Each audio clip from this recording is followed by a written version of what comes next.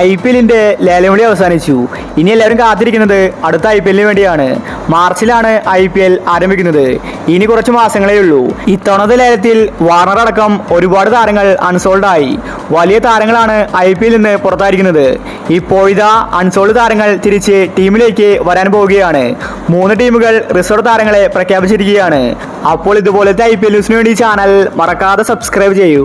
ആദ്യത്തെ update RCB ടീമിനെ സംബന്ധിക്കുന്നതാണ്. RCB ടീമിലേക്ക് പുതിയൊരു താരം വരാൻ പോവുകയാണ്. അത് മറ്റാരുമല്ല, വാർണറാണ്. RCB മാനേജ്മെന്റ് വാർണറുമായിട്ട് ഇപ്പോൾ സംസാരിച്ചിരിക്കുകയാണ്. വാർണറെ സ്വന്തമാക്കാൻ RCBക്ക് താല്പര്യമുണ്ട്. അടുത്തൊരു അപ്ഡേറ്റ് CSKയുമായി ബന്ധപ്പെട്ടതാണ്. CSK ടീമിലെ എല്ലാ താരങ്ങളും മികച്ചവരാണ്. പക്ഷെ CSKയുടെ മിഡിൽ ഓർഡർ സേഫിലല്ല.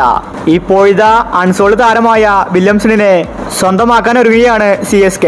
ചെന്നൈ ടീമിൽ ഇനി ഒരു റീപ്ലേസ്മെന്റ് ഉണ്ടായാൽ വില്യംസണിനെ CSK വാങ്ങുമെന്ന റിപ്പോർട്ടാണ് വന്നിരിക്കുന്നത്.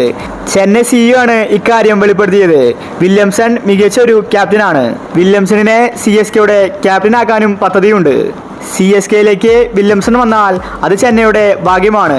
കാരണം വില്യംസൺ മികച്ച ഒരു ബാറ്ററാണ്. അടുത്തൊരു അപ്ഡേറ്റ് രാജസ്ഥാൻ റോയൽസുമായി ബന്ധപ്പെട്ടതാണ്. രാജസ്ഥാന്റെ സൂപ്പർ താരമായിരുന്നു ബട്ട്ലറെ രാജസ്ഥാൻ ഒഴിവാക്കി. പക്ഷേ ഓപ്പണിംഗ് സ്ഥാനത്തേക്ക് മറ്റാരെയും രാജസ്ഥാൻ വാങ്ങിയിട്ടില്ല. ഇപ്പോഴിതാ അൺസോൾഡ് താരമായ പൃഥ്വി ഷോയെ സ്വന്തമാക്കാൻ ഒരുങ്ങുകയാണ് രാജസ്ഥാൻ റോയൽസ്.